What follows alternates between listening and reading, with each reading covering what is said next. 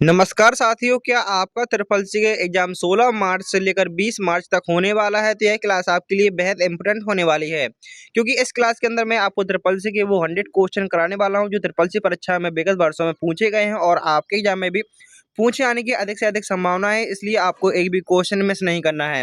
तो सबसे पहले हम ट्रिपल सी का ऑफिशियल सिलेबस जानेंगे। उससे पहले हम जो ट्रिपल सी की फुल फॉर्म होती है उसको जान लेते हैं। आखिर जो ट्रिपल सी की फुल फॉर्म होती है वो क्या होती है। तो ट्रिपल सी की फुल फॉर्म होती है कोर्स ऑन कंप्यूटर कॉन्सेप्ट। ये क्वेश्चन भी काफी बार एग्जाम में पूछा जाता है कि जो ट्रिपल सी कोर्स कर रहे हैं आखिर उसकी फुल फॉर्म क्या होती है। तो फुल फॉर्म को अच्छे से याद रखेंगे, कोर्स ऑन कंप्यूटर कॉन्सेप्ट। और आपके एग्जाम में टोटल 9 चैप्टर्स क्वेश्चन आते हैं। तो पहले चैप्टर का नाम है हमारा इंट्रोडक्शन टू कंप्यूटर। पहले चैप्टर का नाम है इंट्रोडक्शन टू कंप्यूटर। दूसरे चैप्टर का नाम है आपका ऑपरेटिंग सिस्टम। तीसरे का नाम है लिब्रे ऑफिस राइटर, जिसको वर्ड प्रोसेसिंग के नाम से जाना जाता है। चौथा चैप्टर है स्प्रेडशीट, जिसको लिब्रे ऑफिस कैल्क के रूप में जाना जाता है। और पांचवा चैप्टर है लिब्रे ऑफिस इम्प्रेस, जिसको प्रेजेंटेशन के रूप में जाना जाता है।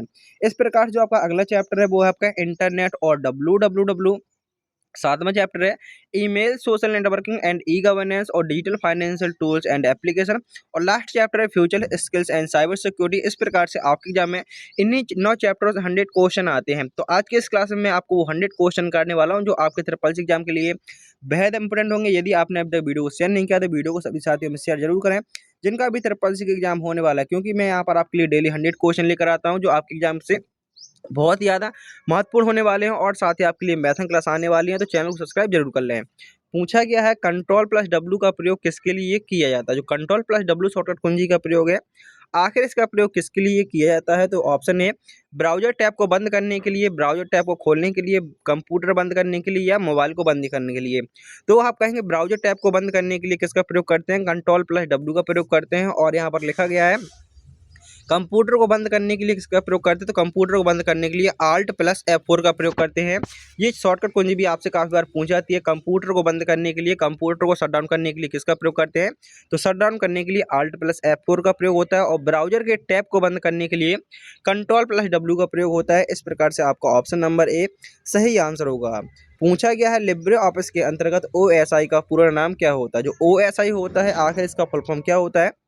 तो OSI का फुल फॉर्म होता है open system interconnection. Option number हमारे यहाँ पर सी सही आंसर होगा। अगला क्वेश्चन पूछा गया क्वेश्चन नंबर 3 में विंडो 10 में फाइल एक्सप्लोरर खोलने के लिए कौन सी शॉर्टकट कुंजी का प्रयोग किया जाता है। जैसे हमारी विंडो 10 है, आखिर जो विंडो है आखिर उसमें हम फाइल एक्सप्लोरर खोलना चाहते हैं, जहां पर हमारी लोकल डिस्क सी और लोकल डिस्क डी होती है उसको खोलना चाहते हैं। तो उसके लिए हमें कौन सी कुंजी का प्रयोग करना होगा। तो याद रखेंगे लोकल डिस्क जो हमारी फाइल एक्सप्लोरर खोलने के लिए हम प्रयोग करेंगे विंडो प्लस ई का। विंडो प्लस ई के माध्यम से हम फाइल एक्सप्लोरर खोल सकते हैं। ऑप्शन नंबर हमारे यहाँ पर सी सही आंसर होगा। साथ साथ आपको भी कमेंट करते चलना है जिससे सारे क्वेश्चन आपको भी याद हो जाएं। माइक्रोसॉफ्ट विंडो में कौन सा ग्राफिक्स एप्लीकेशन प्रदान किया जाता है। जो माइक्रोसॉफ्ट विंडो होती है उसमें कौन सा ग्राफिक्स एप्लीकेशन प्रदान किया जाता है, एडोब फोटोशॉप, पेंट, या माइक्रोसॉफ्ट, या नोटपैड। तो आप देखेंगे यदि आपके में MS ऑफिस मतलब माइक्रोसॉफ्ट है तो उसमें आपका MS पेंट मिलेगा। तो ऑप्शन नंबर बी आपका यहाँ पर सही आंसर हो। जैसे आपका MS वर्ड हो गया, MS एक्सेल हो गया, MS पावर पॉइंट हो गया, उसी प्रकार आपका MS पेंट भी होता है। तो इस प्रकार से आप देखेंगे पूछा गया था कि माइक्रोसॉफ्ट विंडो में कौन सा ग्राफिक्स एप्लीकेशन प्रदान किया जाता है। तो वो आपका पेंट नाम से किया जाता है, PAINT। नेक्स्ट क्वेश्चन है जिसमें पूछा गया है लिब्रे ऑफिस कैल्क में कैलकुलेट करने के लिए कौन सी शॉर्टकट कुंजी का प्रयोग होता है। जो लिब्रे ऑफिस कैल्क होता है उसमें कैलकुलेट करने के लिए कौन सी कुंजी का प्रयोग होता है। तो याद रखेंगे उसके लिए F9 का प्रयोग करते हैं। ऑप्शन डी हमारा यहाँ पर करेक्ट आंसर होगा। लिब्रे ऑफिस इम्प्रेस में नई स्लाइड जोड़ने के लिए किसका प्रयोग करेंगे। तो यदि आपने पिछली क्लास नहीं देखी तो आप पिछली क्लास देख सकते हैं। इससे पहले आप जो आपका देखेंगे जो एग्जाम जनवरी में होना था वो नहीं हुआ, फरवरी में होना था वो नहीं हुआ। अब आप उसके सभी के एग्जाम मार्च में हो रहे हैं। तो क्लास आपकी जनवरी से लगातार चल रही है। तो आपको जितनी ज़्यादा हो सके उतनी क्लास देखनी है। डेली आपकी क्लास चलती है जिसमें आपके 100 या 50 क्वेश्चन कराए जाते हैं। तो यहाँ पर आपकी जो आज 5 तारीख हो चुकी है, यहाँ से आपके डेली 100 क्वेश्चन चल रहे हैं। इससे पहले आपकी 2 क्लास हो चुकी हैं जो आपकी मैथन क्लास के नाम से भी क्लास हुई है। तो आप जो 10 मैथन क्लास हुई हैं उन मैथन क्लास को देख लीजिए। अब मैन कहने का मतलब है आप जितना ज़्यादा पढ़ लेंगे उतना ही आपके पास कॉन्फिडेंस आएगा। और साथ ही आपके लिए मैथन क्लास तो आने ही वाली है जो आपके एग्जाम ओरिएंटेड बहुत इंपोर्टेंट होंगी। इम्प्रेस में नई स्लाइड जोड़ने के लिए किसका प्रयोग करते हैं। नई स्लाइड के लिए कंट्रोल प्लस M का प्रयोग करते हैं। ऑप्शन नंबर हमारे यहाँ पर सी सही आंसर होगा। अगला क्वेश्चन पूछा गया है नेफ्ट का फुल फॉर्म, सबसे ज़्यादा पूछा जाता है नेफ्ट का फुल फॉर्म क्या होता है, इस सेवा को कब लॉन्च किया गया था।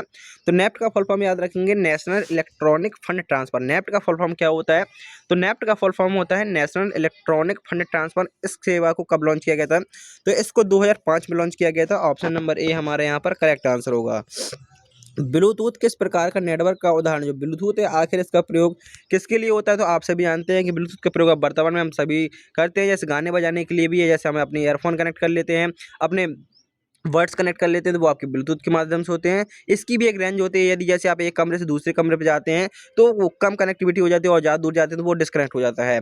मतलब कहने का ये हमारे एक पर्सनल एरिया, ये हमारे एक पर्सनल एरिया नेटवर्क होता है। जैसे कि हम मैंने बताया आप एक रूम के अंदर हैं तो आपका कनेक्टिविटी बहुत अच्छा रहेगा, जैसे आप ज़्यादा दूर चले जाते हैं, कमरे 3-4 कमरे दूर चले जाते हैं तो वो आपका डिस्कनेक्ट हो जाता है। तो वो एक आपका पर्सनल एरिया नेटवर्क होता है। इन चारों की फुल फॉर्म आपसे पूछी जाती है एग्जाम में, तो चारों की फुल फॉर्म याद रखेंगे। लैन की फुल फॉर्म होती है लोकल एरिया नेटवर्क, मैन की फुल फॉर्म होती है मेट्रोपॉलिटन एरिया नेटवर्क, पैन की फुल फॉर्म होती है पर्सनल एरिया नेटवर्क, और जो बैन होता है बैन की फुल फॉर्म होती है वाइड एरिया नेटवर्क। मैंने पिछली क्लास में आपको 100 फुल फॉर्म कराई थी, तो आप 100 फुल फॉर्म देख सकते हैं, और आपके एग्जाम में फुल फॉर्म आती है तो 100 फुल फॉर्म में से ही आपके एग्जाम में 2 से 3 फुल फॉर्म आएंगी, तो आप वो वीडियो जरूर देख सकते हैं फुल फॉर्म वाला। F12 शॉर्टकट कुंजी का प्रयोग किसके लिए किया जाता है, यहाँ पर लिखा हुआ होना चाहिए कि MS वर्ड में F12 का प्रयोग किसके लिए होता है, तो याद रखेंगे MS वर्ड में जो F12 का प्रयोग होता है वो होता है सेव एज के लिए। F12 का प्रयोग MS वर्ड में सेव एज के लिए होता है, और सेव करने के लिए कंट्रोल S का प्रयोग होता है। और आपको यहाँ पे कन्फ्यूजन हो सकती है क्योंकि एक लिब्रे ऑफिस राइटर होता है, लिब्रे ऑफिस राइटर में सेव एज के लिए control plus shift plus S का प्रयोग करते हैं। यदि राइटर होता है यहीं पर राइटर लिखा हो तो राइटर में सेव एज करने के लिए control plus shift plus S का प्रयोग करते हैं, और जो MS वर्ड होता है MS वर्ड में सेव एज के लिए F12 का प्रयोग करते हैं। तो आपको कन्फ्यूजन बिल्कुल भी नहीं होना है, क्वेश्चन जिस प्रकार पूछेगा आप उसका आंसर लगाएंगे। अगला क्वेश्चन पूछा गया है निम्नलिखित में से कौन सा ओपन सोर्स ऑपरेटिंग श्रेणी में नहीं आता। कौन सा ऑपरेटिंग सिस्टम है जो ओपन सोर्स श्रेणी में नहीं आता, तो याद रखेंगे जो हमारा ओपन सोर्स ओपन ऑफिस हो गया, लाइनक्स हो गया, ओबंटू हो गया, लेकिन विंडो है वो हमारा क्लोज सोर्स के अंतर्गत आता है, ये हमारा ओपन सोर्स में नहीं आता है। इस प्रकार से हमारा ऑप्शन नंबर डी सही आंसर होगा। यदि आप ट्रिपल सी एग्जाम की तैयारी कर रहे हैं तो यह वीडियो आपके लिए, क्योंकि आज आपको एक ऐसी ई बुक के बारे में बताने वाला हूं जिसको पढ़कर आप अपना ट्रिपल सी एग्जाम बेहतर ग्रेड से पास करेंगे, क्योंकि इस दिव्यास्त्र ई बुक के अंदर आपके ट्रिपल सी के प्रत्येक चैप्टर के 1 liner question, important question, full form, shortcut की और साथ में मॉडल पेपर मिलने वाला है, जिस पर आपका अभी महा ऑफर होली का चल रहा है, जिसका प्राइस 99 है, लेकिन आपको होली की विशेष ऑफर पर यही ई बुक केवल 49 रुपए में 49 रुपए में दी जा रही है। इस ई बुक को लेने के लिए आपको दिए हुए व्हाट्सएप नंबर पर मैसेज करना है। जैसे आप पेमेंट कर देते हैं तो तुरंत आपके पास वो PDF आ जाएगा। यदि आप एक बार उस PDF को पूरा पढ़ लेते हैं या इंपोर्टेंट बस क्वेश्चन पढ़ लेते हैं, लगभग उसमें आपके 2000 प्लस क्वेश्चन है, तो आप अपने ट्रिपल सी एग्जाम को बेहतर ग्रेड से पास कर सकते हैं। तो वीडियो को लाइक करके चैनल को सब्सक्राइब करें और वीडियो को सभी साथियों में शेयर करें जिनका भी ट्रिपल सी एग्जाम होने वाला है। अगला क्वेश्चन पूछा गया है लिब्रे ऑफिस राइटर में वर्ड काउंट का ऑप्शन किस मेन्यू में मिलता है। जो हमारा लिब्रे ऑफिस राइटर होता है आखिर उसमें वर्ड काउंट का ऑप्शन किस मेन्यू में मिलता है, तो याद रखेंगे वो हमारे टूल्स मेन्यू में होता है। टोटल हमने कितने वर्ड लिखे हैं उनको काउंट करने के लिए हमें ये ऑप्शन टूल्स मेन्यू के अंतर्गत मिल जाता है। और क्योंकि जो हमारा लिब्रे ऑफिस होता है उसमें टोटल 11 मेन्यू होते हैं, तो इसमें बहुत सारे जैसे मेन्यू 11 मेन्यू है तो प्रत्येक मेन्यू का अलग काम होता है। तो वर्ड काउंट का ऑप्शन हमारे किस मेन्यू मिलता है, तो वो हमारे टूल्स मेन्यू पर मिलता है। अगला क्वेश्चन पूछा गया है लिब्रे ऑफिस कैल्क में सेल की डिफॉल्ट ऊंचाई कितनी होती है। जैसे आप जानते हैं रो और कॉलम से मिलाकर एक सेल का निर्माण होता है, तो आखिर इसकी जो डिफॉल्ट ऊंचाई होती है वो कितनी होती है, तो ये पूछा गया तो डिफॉल्ट ऊंचाई होती है 0.45 इंच। ऑप्शन नंबर हमारे यहाँ पर सी सही आंसर होगा। इस प्रकार के भी क्वेश्चन आपके एग्जाम में सीधे सीधे पूछे जाते हैं। अगला क्वेश्चन पूछा गया है मैक एड्रेस कितने बिट का होता है। आप देखेंगे ये छोटा सा क्वेश्चन आपका यहाँ पर हाईलाइट हो गया है। जो आपका मैक एड्रेस होता है वो आपका 48 बिट का होता है। इस प्रकार के भी क्वेश्चन आपकी एग्जाम में सीधे पूछ जाते हैं। मैक एड्रेस कितने बिट का होता है, तो वो आपके 48 बिट का होता है। ऑप्शन के अकॉर्डिंग नहीं है, लेकिन आपसे ट्रू फॉल्स में पूछ सकते हैं, किसी प्रकार से पूछेगा। याद रखेंगे मैक एड्रेस होता है वो हमारे 48 बिट का होता है। कंप्यूटर में प्रयुक्त माउस की बॉडी लगभग 40 वर्ष पूर्व किसकी बनी थी, तो याद रखेंगे जो माउस है माउस का आविष्कार डगलस एंजल वार्ड द्वारा डगलस एंजल वार्ड द्वारा बनाया गया था। माउस का आविष्कार डगलस एंजल वार्ड द्वारा किया गया था। और यह किसकी बनी हुई थी, तो जो माउस है वो हमारा लकड़ी का बना हुआ था। ऑप्शन नंबर डी जो हमारा सबसे पहला माउस बना था वो किसका बना था, तो वो हमारे लकड़ी का ही बना हुआ था। अगला क्वेश्चन पूछा गया है, साधारण शब्दों में नेटवर्कों को नेटवर्क किसे कहा जाता है? तो याद रखेंगे, साधारण शब्दों में नेटवर्कों को नेटवर्क हमारे इंटरनेट को कहा जाता है। ऑप्शन नंबर हमारे यहाँ पर डी सही आंसर होगा। आपसे इस प्रकार भी क्वेश्चन पूछ सकता है, जो इंटरनेट है आखिर वो क्या कहलाता है? तो याद रखेंगे, इंटरनेट है वो हमारे नेटवर्कों का नेटवर्क कहलाता है। इस प्रकार से भी क्वेश्चन आपसे पूछ सकता है। अगला क्वेश्चन पूछा गया है, माउस डिवाइस का आविष्कार किसने किया था? तो वही क्वेश्चन है, माउस का आविष्कार डगलस एंजल बार्ड द्वारा किया गया था। तो ऑप्शन नंबर सी हमारे यहाँ पर सही आंसर होगा। और यह पहला माउस है वो लकड़ी का बना हुआ था। अब आप देखेंगे आपका वायरलेस भी माउस आने लगे हैं और वायर वाले भी माउस आते हैं। अगला क्वेश्चन पूछा गया है, माउस कंप्यूटर के माउस में दो बटन होते हैं, उन्हें क्या कहा जाता है? तो याद रखेंगे, कंप्यूटर का जो माउस होता है उसमें आपके दो बटन होते हैं। तो एक बटन आपका लेफ्ट होता है और दूसरा आपका राइट होता है। एक ऑप्शन आपका लेफ्ट और दूसरा राइट होता है और बीच में क्या होता है? बीच में आपका स्क्रॉल होता है, जिसके माध्यम से आप पेज को ऊपर नीचे करते हैं। तो इस प्रकार से कह सकते हैं, माउस में बटन होते हैं दो और एक होता है स्क्रॉल, जिसको एक व्हील लगा होता है, एक चक्र लगा होता है, जिसको आप घुमाते हैं तो पेज ऊपर नीचे आपका ऊपर जाता है।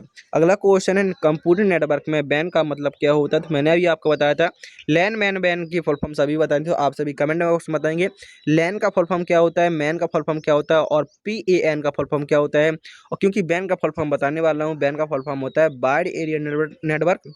और जो मैंने आपको 3 फुल फॉर्म पूछी है, इनका आंसर आपको कमेंट बॉक्स में बताना है।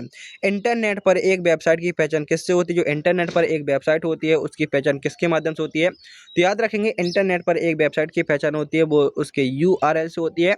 URL का फुल फॉर्म होता है यूनिफॉर्म रिसोर्स लोकेटर। याद रखेंगे, URL का फुल फॉर्म होता है यूनिफॉर्म रिसोर्स लोकेटर। आपको यदि फुल फॉर्म में दिक्कत आ रही है तो आप एक बार वो वीडियो जरूर देख लीजिएगा, क्योंकि जो फुल फॉर्म है 100 फुल फॉर्म कराई हैं, जो आपके सभी चैप्टरों से मिलाकर इंपोर्टेंट ही हैं सारी। अगला क्वेश्चन पूछा गया है, इंटरनेट पर डेटा को भेजने के लिए कौन सी प्रोटोकॉल का प्रयोग होता है?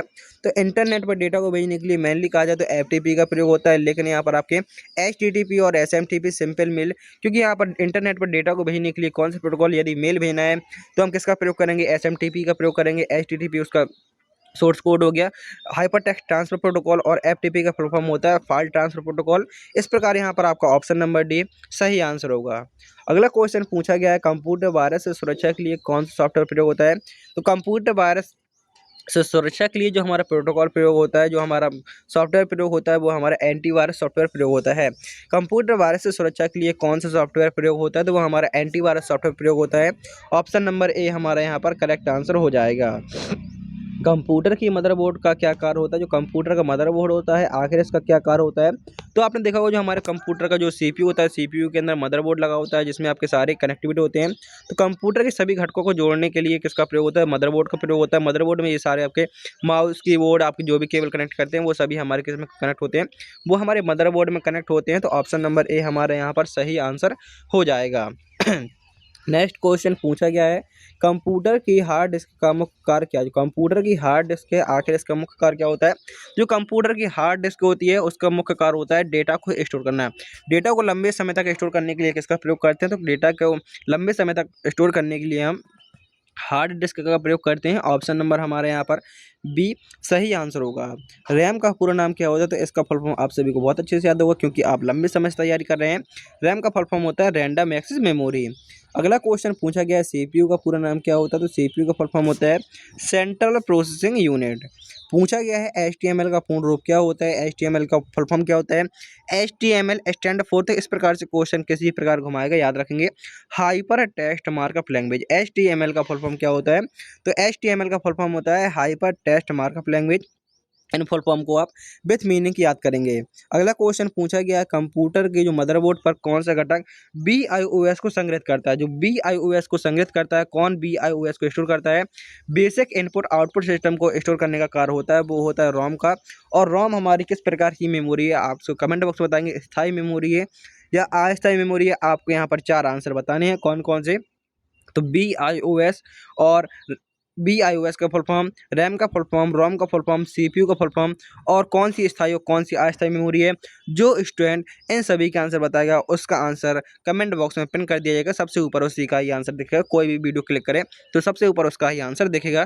तो देखते हैं कौन साथी हमारा ये 5 क्वेश्चन की 5 से 6 क्वेश्चन, जैसे इसका फुल फॉर्म, ये 4 फुल फॉर्म हो गई, और रैम और रोम में कौन स्थायी है और कौन अस्थायी है। टोटल मिला के 6 क्वेश्चन हुए। यदि आपने अभी तक वीडियो को लाइक किया है तो वीडियो को लाइक कर दीजिए और चैनल को सब्सक्राइब करके वीडियो को उन सभी साथियों में जरूर शेयर करें जिनका भी ट्रिपल सी एग्जाम होने वाला है, क्योंकि आप जब फ्री में तैयारी कर रहे हैं, बिल्कुल नॉर्मली तैयारी कर रहे हैं, तो उन तक भी ये वीडियो पहुंचा दो जो भी अपना नॉर्मल तरीके से अपने अच्छी तरीके से तैयारी करना चाहता है, तो क्योंकि उन सभी के लिए ये वीडियो बहुत ही ज़्यादा इंपॉर्टेंट होने वाला है।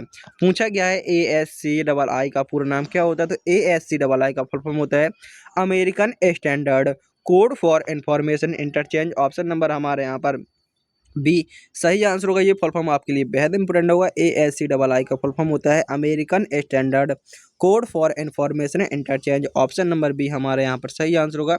आप इस फुल फॉर्म को विथ मीनिंग के याद करेंगे। यूपीएस का फुल फॉर्म क्या होता है, यूपीएस का मतलब क्या होता है, तो यूपीएस का फुल फॉर्म याद रखेंगे uninterrupted power supply. Option number A हमारे यहाँ पर सही आंसर होगा। आपने देखा होगा काफ़ी जगह पर होता है कि कंप्यूटर होता है और लाइट जाने के बाद भी आपका कंप्यूटर बंद नहीं होता, 4 से 5 मिनट तक चालू रहता है। तो वो चालू इसलिए रहता है कि आपके घर में इन्वर्टर भी नहीं है, आप एक कंप्यूटर लेना चाहते हैं और आपके घर में इन्वर्टर नहीं है, तो आपको डर लगा रहता है कंप्यूटर में लाइट अचानक कभी भी जा सकती है, हम कुछ काम करें वो हट जाएगा। तो आप एक यूपीएस ले सकते हैं जिसमें आपकी 10 से 15 तक की बैटरी क्षमता होती है कि आपकी लाइट जाने के बाद 10 से 12 मिनट तक आपका कंप्यूटर चालू रहेगा। तो यूपीएस होता है अनइंटरप्रेटेड पावर सप्लाई, जिसमें आपका लगभग 8 से 10 मिनट का करंट जो है वो आप में उसमें स्टोर होता है। तो आप कंप्यूटर लाइट जाने के बाद 10 से 12 मिनट आप उसको यूज कर सकते हैं नॉर्मली यूपीएस। नेक्स्ट क्वेश्चन है, पूछा गया है रैम का पूरा नाम क्या होता है, तो याद रखेंगे रैम की फुल फॉर्म होती है random access memory. Option number B हमारा यहाँ पर करेक्ट आंसर हो जाएगा। अगला क्वेश्चन पूछा गया है लिब्रे ऑफिस राइटर में फुटनोट कहाँ स्थित होते हैं। जो लिब्रे ऑफिस राइटर होता है आखिर उसमें जो फुटनोट होता है वो कहाँ स्थित होता है, तो याद रखेंगे जो फुटनोट होता है वो डॉक्यूमेंट के नीचे होता है। ऑप्शन नंबर हमारे यहाँ पर सी करेक्ट आंसर होगा। पूछा गया है अगले क्वेश्चन में लिब्रे ऑफिस राइटर में स्टेटस बार को हटाया जा सकता है। जो हमारा लिब्रे ऑफिस राइटर होता है क्या हम उसमें स्टेटस बार को हटा सकते हैं, तो आप कहेंगे बिल्कुल हटा सकते हैं। यदि हम उसको दिखाना चाहते हैं दिखा सकते हैं और हटाना चाहते हैं तो हम उसको हटा भी सकते हैं, हाइड और अनहाइड के रूप में कह सकते हैं। तो आप उसको हटा भी सकते हैं, तो आपका option number A correct answer होगा। नेक्स्ट क्वेश्चन है, पूछा गया है कंप्यूटर की पहली पीढ़ी में कौन सी तकनीक का प्रयोग हुआ था, तो याद रखें कंप्यूटर की पांचों पीढ़ियों को पहली पीढ़ी में वैक्यूम ट्यूब का प्रयोग हुआ था, दूसरी में ट्रांजिस्टर का प्रयोग हुआ था, तीसरी में इंटीग्रेटेड सर्किट का और चौथी में माइक्रो प्रोसेसर तकनीक का प्रयोग हुआ। तो आपको ये चारों जनरेशन याद रखनी है और पांचवी में आर्टिफिशियल इंटेलिजेंस तकनीक का प्रयोग हुआ। आपको ये पांचों जनरेशन को याद रखना है।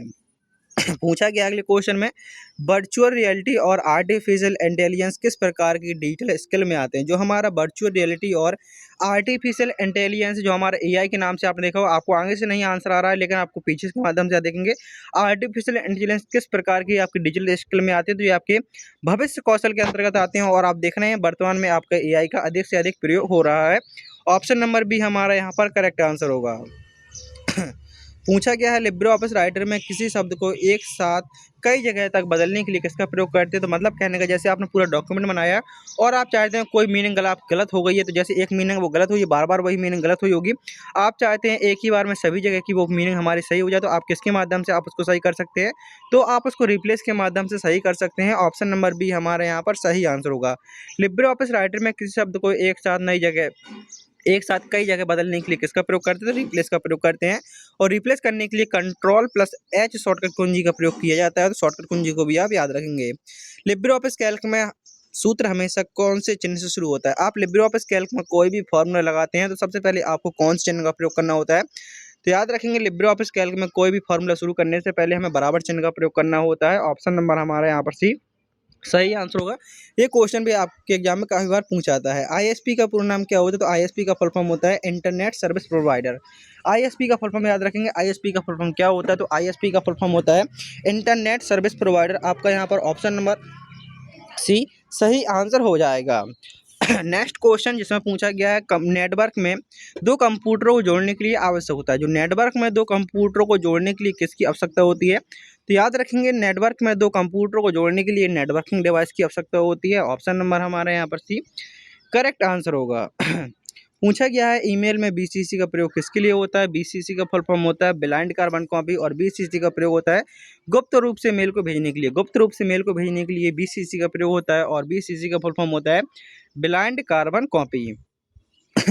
सोशल नेटवर्किंग साइट का उद्देश्य क्या है? जो सोशल नेटवर्किंग साइट है आखिर इसका उद्देश्य क्या होता है? तो याद रखेंगे सोशल नेटवर्किंग साइट का उद्देश्य होता है लोगों को जोड़ना। जैसे आपका फेसबुक हो गया, इंस्टाग्राम हो गया, आप इसमें फॉलो करते हैं, फ्रेंड रिक्वेस्ट भेजते हैं, फ्रेंड बनाते हैं, तो लोगों को जोड़ने के लिए किसका प्रयोग होता है? तो आपके सोशल मीडिया जो आपके सोशल नेटवर्किंग होता है इसका प्रयोग होता है। मैंने आपको एग्जाम्पल भी दी है, जैसे आपका इंस्टाग्राम और फेसबुक। ई गवर्नेंस का मुख्य लाभ क्या है? जो ई गवर्नेंस होता है आगे इसका मुख्य लाभ क्या होता है? तो याद रखेंगे ई गवर्नेंस का मुख्य लाभ होता है पारदर्शिता और त्वरित सेवाओं को लिए ई गवर्नेंस का प्रयोग होता है। ऑप्शन नंबर हमारे यहाँ पर बी करेक्ट आंसर होगा। डिजी लॉकर का प्रयोग किसके लिए होता है? तो डिजी लॉकर का प्रयोग होता है दस्तावेज को सुरक्षित रखने के लिए हम डिजी लॉकर का प्रयोग करते हैं। ऑप्शन हमारा भी करेक्ट आंसर होगा। आप इसमें अपने सभी डॉक्यूमेंट जो आपकी गवर्नमेंट डॉक्यूमेंट होते हैं, जैसे आपका हाई स्कूल की मार्कशीट हो गई, इंटर की मार्कशीट हो गई, ग्रेजुएशन हो गया और आपका आधार कार्ड हो गया, पैन कार्ड हो गया, ड्राइविंग लाइसेंस हो गया, उन सभी को आप डिजी लॉकर में रख सकते हैं। कंप्यूटर वायरस से बचने के लिए किसका प्रयोग होता है? तो आप सभी जानते हैं कंप्यूटर वायरस से बचने के लिए एंटीवायरस सॉफ्टवेयर का प्रयोग होता है। ऑप्शन नंबर बी हमारा यहाँ पर करेक्ट आंसर होगा। साइबर क्राइम से क्या आता है? साइबर क्राइम में क्या आता है? तो याद रखेंगे साइबर क्राइम में कौन से ऑप्शन आता है? टाइपिंग नहीं आती है, फोटो एडिटिंग नहीं आती है, डाउनलोडिंग नहीं आती है, साइबर क्राइम के अंतर्गत आता है, तो वो हमारा फिशिंग आता है। ऑप्शन नंबर सी हमारा यहाँ पर करेक्ट आंसर है। ई कॉमर्स का अर्थ क्या है? तो ई कॉमर्स का अर्थ होता है हमारा ऑनलाइन व्यापार से ऑनलाइन खरीदारी हमारा क्या कहलाता है? तो ऑनलाइन खरीदारी हमारा ई कॉमर्स के अंतर्गत आता है। जैसे आप अमेजॉन, फ्लिपकार्ट और मीशो से कुछ सामान ऑर्डर करते हैं, तो वो आपका सामान ऑर्डर करते हैं, बेचते हैं, तो वो आपका ई कॉमर्स के अंतर्गत आ जाता है। मतलब ऑनलाइन व्यापार आपका ई कॉमर्स के अंदर है। लिब्रे ऑफिस इम्प्रेस में स्लाइड का दृश्य बदलने के लिए किसका प्रयोग होता है? तो स्लाइड का दृश्य बदलने के लिए हम स्लाइड ट्रांजिशन का प्रयोग करते हैं। ऑप्शन नंबर सी हमारा यहाँ पर करेक्ट आंसर होगा। कंप्यूटर का वह भाग जो आप देख सकते हैं और छू सकते हैं वो कहलाते हैं। कंप्यूटर का वो भाग जो है उसको आप देख भी सकते हैं और छू भी सकते हैं, तो वो क्या कहलाते हैं? तो वो आपके हार्डवेयर के नाम से जाने जाते हैं। और सॉफ्टवेयर भी होते हैं जिनको आप सिर्फ देख सकते हैं, छू नहीं सकते। तो इस प्रकार से भी आप याद रखेंगे, जिनको आप छू और देख सकते हैं वो आपके हार्ड हैं, और जिनको सिर्फ आप देख सकते हैं, छू नहीं सकते, तो वो आपके सॉफ्ट होते हैं। अगला क्वेश्चन पूछा गया है ऑपरेटिंग सिस्टम का मुख्य कार्य क्या होता है? तो ऑपरेटिंग सिस्टम का मुख्य कार्य होता है कंप्यूटर संसाधनों का प्रबंधन करना। कंप्यूटर को चलने के लिए कम से कम एक ऑपरेटिंग सिस्टम की आवश्यकता होती है। यदि आपके कंप्यूटर सिस्टम पर ऑपरेटिंग सिस्टम नहीं है तो वो कंप्यूटर एक हिसाब से बेकार माना जाता है, क्योंकि कंप्यूटर को चलने के लिए कम से कम एक ऑपरेटिंग सिस्टम की आवश्यकता होती है। भारत में डिजिटल इंडिया कार्यक्रम की शुरुआत कब हुई? तो वो आपकी 2015 में हुई। Option C correct answer. E learning platform का उदाहरण कौन सा है? तो ई लर्निंग प्लेटफॉर्म का उदाहरण आप देखेंगे कौन सा है? तो आपको पता है जो हमारा फ्लिपकार्ट है, इसमें हम ऑनलाइन व्यापार करते हैं। माई गवर्नमेंट जो आपका ई गवर्नेंस के अंतर्गत आ जाएगा। IRCTC इसमें आपका रेलवे से संबंधित, लेकिन जो आपका SWAYEM है ये आपका ई लर्निंग से संबंधित है। ऑप्शन सी आपका करेक्ट आंसर। ऑनलाइन भुगतान करने के लिए कौन सी सेवा होती है? तो ऑनलाइन भुगतान के लिए हमारा पेटीएम यहाँ पर, क्योंकि वर्ड पैड आपको नॉर्मल लिखने के लिए होता है, नोट पैड लिखने के लिए, और पेंट में आप जो छोटी मोटी ड्राइंग बना सकते हैं। तो ऑप्शन नंबर ए हमारे यहाँ पर करेक्ट आंसर होगा। पासवर्ड सुरक्षित रखने के लिए क्या नहीं करना चाहिए? क्या नहीं करना चाहिए? क्वेश्चन को फिर से पढ़ेंगे। पासवर्ड सुरक्षित रखने के लिए क्या नहीं करना चाहिए? तो पासवर्ड को सुरक्षित रखने के लिए किसी से साझा नहीं करना चाहिए। ऑप्शन नंबर बी हमारे यहाँ पर सही आंसर होगा। पासवर्ड को मजबूत बनाना चाहिए, बार बार बदलते रहना चाहिए 3-4 महीने में, और विशेष वर्णों का उपयोग करना चाहिए, जैसे आपका @ हो गया, डॉलर हो गया, और काफ़ी सारे सिंबल होते हैं, आप उनका प्रयोग कर सकते हैं। इस प्रकार से आपके यहाँ पर 50 क्वेश्चन पूरे हुए। टोटल आपके 100 क्वेश्चन है। आपके एग्जाम में 2 प्रकार के क्वेश्चन आते हैं। मैंने आपको बताया है कि कुछ क्वेश्चन आते हैं ऑब्जेक्टिव आते हैं। लगभग 60 से 70 क्वेश्चन, 65 क्वेश्चन कह सकते हैं ऑब्जेक्टिव आते हैं जो आप पढ़ चुके हैं, और लगभग 40 से 45 क्वेश्चन आपके ट्रू फॉल्स के आते हैं, जिसमें आपको आंसर लगाना होगा, या तो आंसर आपका ट्रू होगा या फॉल्स होगा। इस प्रकार से भी क्वेश्चन आते हैं। तो हम यहाँ पर ठीक उसी प्रकार मैंने आपको वीडियो के स्टार्टिंग में बताया था, मैं यहाँ पर आपको ठीक उसी प्रकार तैयारी कराने वाला हूँ जिस प्रकार से ट्रिपल सी परीक्षा में क्वेश्चन पूछ जाते हैं। तो आपके भी क्वेश्चन मिस नहीं करने हैं। और यदि आपने अभी तक पिछली मैथन क्लास नहीं देखी तो आप पिछली मैथन क्लास देख सकते हैं, जो आपके ट्रिपल सी एग्जाम के लिए रामबाण साबित होंगी। पूछा गया है क्वेश्चन नंबर 51 में, कंप्यूटर केवल टेस्ट डेटा को प्रोसेस कर सकता है। जो कंप्यूटर है क्या केवल ये टेस्ट डेटा को ही प्रोसेस कर सकता है, आपके ऑडियो इमेज वीडियो को नहीं कर सकता है, इसलिए इसका आंसर होगा फॉल्स। कंप्यूटर केवल टेस्ट डेटा को प्रोसेस करता है, तो आंसर होगा फॉल्स। यह टेस्ट इमेज ऑडियो वीडियो सभी प्रकार के डेटा को प्रोसेस करता है। अगला क्वेश्चन है हार्डवेयर और सॉफ्टवेयर मिलकर कंप्यूटर को कार्यशील बनाते हैं। जो हार्डवेयर और सॉफ्टवेयर मिलकर कंप्यूटर को कार्यशील बनाते हैं, तो आपका आंसर बिल्कुल सही होगा। हार्डवेयर और सॉफ्टवेयर मिलकर दोनों मिलकर कंप्यूटर को कार्यशील बनाते हैं। अगला क्वेश्चन पूछा गया है, मॉनिटर एक इनपुट डिवाइस है। मॉनिटर क्या है? यह एक इनपुट डिवाइस है, तो आप कहेंगे नहीं, मॉनिटर एक आउटपुट डिवाइस है जो आपके परिणाम को दिखाता है। जैसे आपका डेस्कटॉप हो गया, उसमें आपको जो मॉनिटर है वो क्या है, वो हमारा एक प्रकार का आउटपुट डिवाइस के रूप में जाना जाता है। लेकिन माउस एक इनपुट डिवाइस है, इसलिए आंसर होगा सही। माउस का प्रयोग होता है कंप्यूटर को आदेश निर्देश ऑर्डर देने के लिए, इनपुट डिवाइस का प्रयोग होता है। और माउस हमारी क्या है, माउस एक इनपुट डिवाइस है। और माउस का आविष्कार डगलस एंजल बार्ट द्वारा किया गया था और पहला माउस हमारा लकड़ी का बना हुआ था। कंप्यूटर को चलाने के लिए केवल हार्डवेयर ही काफ़ी है, तो जो कंप्यूटर को चलाने के लिए क्या केवल हार्डवेयर ही काफ़ी है? तो नहीं, कंप्यूटर को चलाने के लिए हमारे सॉफ्टवेयर की आवश्यकता होती है। जैसे हमारे सिस्टम सॉफ्टवेयर है, बिना ऑपरेटिंग सिस्टम के चलाना कंप्यूटर को नहीं चलाया जा सकता, बिना ऑपरेटिंग सिस्टम के कंप्यूटर को नहीं चलाया जा सकता, इसलिए इसका आंसर होगा फॉल्स। अगला क्वेश्चन पूछा गया है, ऑपरेटिंग सिस्टम के बगैर कंप्यूटर का प्रयोग नहीं किया जा सकता। तो मतलब कहने का वही है, बिना ऑपरेटिंग सिस्टम के कंप्यूटर का प्रयोग नहीं किया जा सकता। कंप्यूटर को चलाना तो कम से कम हमारे एक ऑपरेटिंग सिस्टम की आवश्यकता होनी चाहिए, इसलिए इसका आंसर हो जाएगा आपका ट्रू। अगला क्वेश्चन पूछा गया है, विंडो और लाइनक्स ऑपरेटिंग सिस्टम के उदाहरण है, तो आंसर होगा बिल्कुल सही। दोनों आपके लोकप्रिय ऑपरेटिंग सिस्टम के नाम से जाने जाते हैं, विंडो और हमारा Linux. Operating system data storage को नियंत्रित नहीं करता। जो हमारा ऑपरेटिंग सिस्टम है क्या है, हमारे डेटा स्टोरेज को नियंत्रित नहीं करता, तो आप कहेंगे फॉल्स, क्योंकि ऑपरेटिंग सिस्टम जो हमारा ऑपरेटिंग सिस्टम स्टोरेज फाइल और फोल्डर को भी कंट्रोल करता है।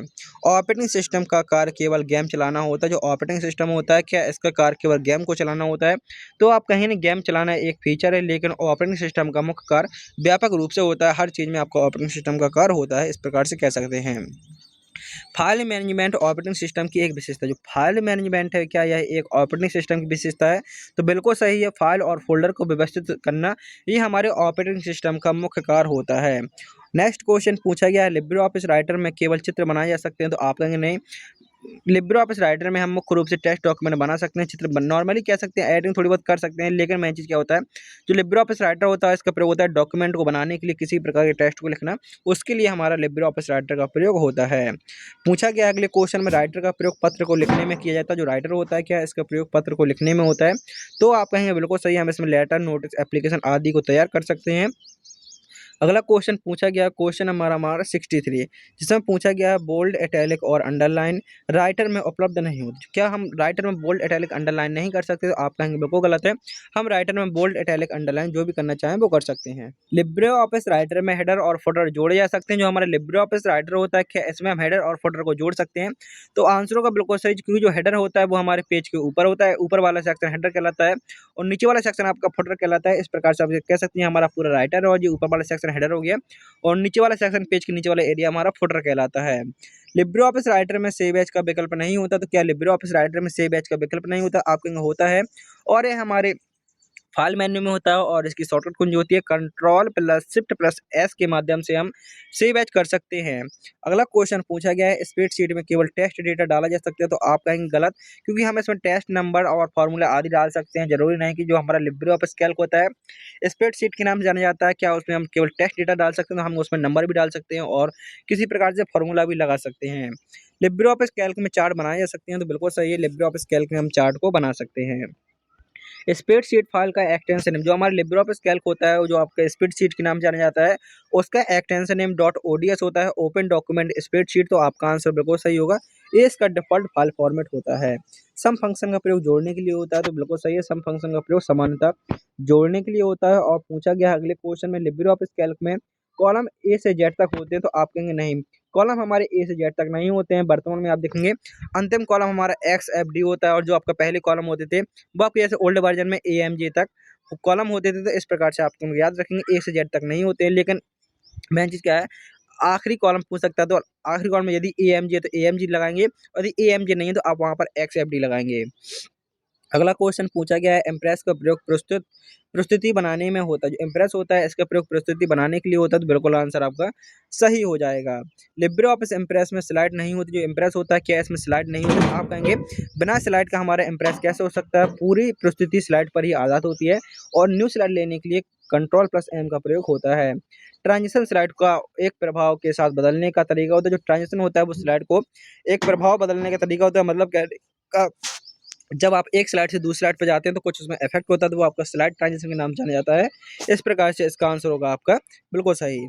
अगला क्वेश्चन पूछा गया है, इम्प्रेस में एनिमेशन नहीं दिया जा सकता। जो इम्प्रेस में एनिमेशन नहीं दिया जा सकता, तो आप कहेंगे नहीं, क्योंकि जो इम्प्रेस में एनिमेशन होता है वो, जैसे आपने ट्रांजिशन जाना, ट्रांजिशन हमारे स्लाइड पर लगता है, जबकि जो एनिमेशन होता है, एनिमेशन हमारे स्लाइड के अंदर काम करता है। ट्रांजिशन हमारा लगता है वो स्लाइड पर लगता है, और जो एनिमेशन होता है वो स्लाइड के अंदर काम करता है। स्लाइड शो F5 के माध्यम से होता है, तो बिल्कुल सही है। F5 के माध्यम से हम स्लाइड शो को स्टार्ट कर सकते हैं। ऑटोफिल केवल टेक्स्ट के लिए कार्य करता है, तो आप कहेंगे गलत, क्योंकि जो ऑटोफिल है वो है हमारे संख्याओं और डेट के लिए भी काम करता है। आपने कोई फॉर्मूला लगाया उसके लिए भी ये काम करता है। कंडीशनल फॉर्मेटिंग से डेटा को विजुअली हाईलाइट किया जा सकता है। जो कंडीशनल फॉर्मेटिंग होता है, क्या इसके माध्यम से हम डेटा को हाईलाइट कर सकते हैं? तो याद रखेंगे, यह शर्तों के अनुसार रंग और फॉर्मेट बदलता है, इसलिए इसका आंसर हो जाएगा आपका ट्रू। चार्ट विजार्ड का प्रयोग चार्ट बनाने के लिए होता है, तो बिल्कुल सही है। चार्ट विजार्ड का प्रयोग हमारे चार्ट बनाने के लिए होता है। और जो काउंट फंक्शन होता है केवल संख्याओं को जोड़ता है। तो क्या हमारा जो काउंट फंक्शन होता है संख्या को जोड़ता है? आप कहेंगे नहीं, ये सिर्फ संख्याओं को गिनता है, बकाया जोड़ने का कार्य हमारे सम फंक्शन का होता है, इसलिए इसका आंसर हो जाएगा हमारा फॉल्स। जो काउंट फंक्शन होता है वो उन सेल्स को गिनता है जिन सेल्स में आपके नंबर्स होते हैं। इफ फंक्शन का प्रयोग शर्तों के अनुसार परिणाम निकालने के लिए होता है, तो बिल्कुल सही। जो इफ फंक्शन होता है इसका प्रयोग होता है शर्तों के अनुसार परिणाम निकालने के लिए, इफ फंक्शन का प्रयोग होता है। ईमेल भेजने के लिए इंटरनेट कनेक्शन आवश्यक नहीं है, तो ईमेल भेजने के लिए क्या इंटरनेट कनेक्शन आवश्यक नहीं है? तो आप कहेंगे फॉल्स, क्योंकि इंटरनेट में आप यूज कर रहे हैं, ईमेल का प्रयोग कर रहे हैं, तो उसके लिए हम इंटरनेट की आवश्यकता तो होती है। जीमेल एक सेवा है, तो याद रखेंगे जीमेल हमारी एक गूगल द्वारा संचालित लोकप्रिय ईमेल सेवा है। सोशल नेटवर्किंग वेबसाइटों का प्रयोग सरकारी सेवाओं के लिए नहीं किया जा सकता, मतलब नहीं होता है। जो हमारा सोशल नेटवर्किंग वेबसाइट है इसका प्रयोग सरकारी सेवाओं के लिए नहीं होता है, तो आप कहेंगे फॉल्स, क्योंकि इसका प्रयोग सोशल सरकारें सोशल मीडिया पर जानकारी और सेवाएं देती हैं, जैसे आपका ट्विटर हो गया। ट्विटर में आप देखेंगे जानकारी आपको मिल जाती है। नेक्स्ट क्वेश्चन पूछा गया है, ई गवर्नेंस से नागरिकों को सुविधाएं ऑनलाइन मिलती हैं। जो हमारा ई गवर्नेंस होता है, क्या इसके माध्यम से नागरिकों को सुविधाएं ऑनलाइन मिलती हैं? तो बिल्कुल आपका आंसर सही हो जाएगा। बीसीसी का मतलब होता है ब्लाइंड कार्बन कॉपी। याद रखेंगे बीसीसी का फुल फॉर्म क्या होता है? बीसीसी का फुल फॉर्म होता है ब्लाइंड कार्बन कॉपी, इसलिए इसका आंसर भी सही होगा। यूपीआई का फुल फॉर्म होता है यूनिफाइड पेमेंट इंटरफेस। यूपीआई का फुल फॉर्म क्या होता है? तो यूपीआई का फुल फॉर्म होता है यूनिफाइड पेमेंट इंटरफेस। यह मोबाइल से डिजिटल भुगतान का माध्यम होता है। अगला क्वेश्चन पूछा गया है, एईपीएस। एईपीएस बायोमेट्रिक आधार भुगतान प्रणाली है, तो बिल्कुल सही होगा। एईपीएस की फुल फॉर्म होती है आधार एनेबल्ड पेमेंट सिस्टम। याद रखेंगे एईपीएस की फुल फॉर्म क्या होती है? तो एईपीएस की फुल फॉर्म होती है आधार एनेबल्ड पेमेंट सिस्टम। अगला क्वेश्चन पूछा गया, रुपये एक प्रकार का डिजिटल वॉलेट है? तो नहीं है, आपका एक प्रकार का क्रेडिट और डेबिट कार्ड नेटवर्क होता है। भीम एक यूपीआई आधारित मोबाइल ऐप। जो भीम है यह एक यूपीआई आधारित मोबाइल ऐप है, और भीम की फुल फॉर्म होती है भारत इंटरफेस फॉर मनी, और यूपीआई की फुल फॉर्म होती है यूनिफाइड पेमेंट इंटरफेस। इस प्रकार से आपका आंसर होगा सही। डिजिटल भुगतान से लेन-देन में पारदर्शिता आती है। जो हमारे डिजिटल भुगतान में लेन-देन में पारदर्शिता आती है, तो बिल्कुल सही है। इसमें जैसे आप गूगल पे या फ़ोन पे, पेटीएम का प्रयोग करते हैं, आपने किसी को पेमेंट भेजा है, जैसे आपने कैश किसी को दिया तो वो भूल सकता है कि मैंने आपको कब पैसे दिए, लेकिन यदि आप ऑनलाइन ट्रांज़ैक्शन करते हैं, तो ऑनलाइन में आपको पता रहेगा कि आपने कब पेमेंट किया, विथ डेट की याद रहेगा, समय पता रहेगा। हमने इसको अपने दोस्तों को कब पैसे किए थे, तो ये आपका एक प्रकार से कह सकते हैं अच्छा माना गया। अगला क्वेश्चन पूछा गया है, साइबर सुरक्षा का मतलब केवल वायरस को हटाना? तो ये आप कहेंगे नहीं, साइबर सुरक्षा का अर्थ है बहुत बड़ा क्षेत्र जिसमें डेटा सुरक्षा और हैकिंग से सुरक्षा आदि शामिल होते हैं। स्ट्रॉन्ग पासवर्ड से अकाउंट सुरक्षित होता है, तो बिल्कुल सही है। स्ट्रॉन्ग पासवर्ड हमेशा आपको अच्छा बनाना चाहिए, जिससे कि आपका पासवर्ड कभी भी हैक ना हो। फिशिंग एक प्रकार की ऑनलाइन धोखाधड़ी है, तो बिल्कुल सही है। फिशिंग आपकी ईमेल या वेबसाइट के माध्यम से जो आपके जानकारी चुराने का कार्य होता है वो आपके फिशिंग कहलाता है, तो ये आपकी एक प्रकार की ऑनलाइन धोखाधड़ी होती है। डिजिटल एथिक्स का मतलब ऑनलाइन व्यापार की नैतिकता। जो हमारी डिजिटल एथिक्स है इसका मतलब ऑनलाइन व्यापार की नैतिकता है, तो बिल्कुल सही इसका आंसर होगा। अगला क्वेश्चन पूछा गया है, साइबर क्राइम केवल कंप्यूटर से किया जाता है? जो साइबर क्राइम है क्या इसके लिए जरूरी है कंप्यूटर की आवश्यकता? तो आप कहेंगे नहीं, यह है हमारे मोबाइल, लैपटॉप और एटीएम जैसे सभी डिजिटल डिवाइस से हो सकता है। जरूरी नहीं कि आपके पास कंप्यूटर ही हो तभी साइबर क्राइम हो सकता है। अगला क्वेश्चन पूछा गया है, सभी ऐप को डाउनलोड करने के लिए कंप्यूटर की आवश्यकता होती है? तो ये भी आंसर आपका गलत होगा। हम जरूरी थोड़ी ना है कि कंप्यूटर ही हो हमारे पास तभी हम ऐप को डाउनलोड कर सकते हैं। हम मोबाइल में भी ऐप को डाउनलोड कर सकते हैं। लिब्रे ऑफिस एक ओपन सोर्स सॉफ्टवेयर है, तो बिल्कुल आपका आंसर सही होगा, क्योंकि जो लिब्रे ऑफिस होता है वो हमारे एक प्रकार का ओपन सोर्स सॉफ्टवेयर के नाम से जाना जाता है। और आज की क्लास का आपका सेकंड लास्ट क्वेश्चन जिसमें पूछा गया है, क्लाउड स्टोरेज का अर्थ है डेटा को इंटरनेट पर संग्रहित करना। तो आपका आंसर बिल्कुल सही होगा, जैसे आपका गूगल ड्राइव हो गया और वन ड्राइव हो गया। यूएसबी एक स्टोरेज डिवाइस होता है। जो यूएसबी होता है, क्या यह एक स्टोरेज डिवाइस होता है? तो आप कहेंगे बिल्कुल सही है, इसे पेन ड्राइव भी कहा जाता है। अगला क्वेश्चन और आज की क्लास का आपका अंतिम क्वेश्चन जिसमें पूछा गया है कंप्यूटर नेटवर्किंग केवल वायर से संभव होता है? तो आप कहेंगे नहीं, क्योंकि जो हमारा वायरलेस भी हो सकता है, जैसे हमारा वाईफाई और ब्लूटूथ हो गया। इस प्रकार से आज की क्लास में हमने 100 क्वेश्चन पूरे किए। आपको कमेंट में बताना है टोटल आपने 100 क्वेश्चनों में से कितने क्वेश्चनों के आंसर सही दिए हैं। और आपको है होली की बहुत बहुत शुभकामनाएं। यदि आपने मैथन क्लास नहीं देखी तो आपके सामने मैथन क्लास आ चुकी होंगी, तो आपको इन मैथन क्लास को देख लेना है और वीडियो को सभी साथियों में जरूर शेयर करना है जिनका भी ट्रिपल सी एग्जाम होने वाला है। मिलते हैं हम अगले वीडियो में, जब तक के लिए जय हिंद, जय भारत, वंदे मातरम।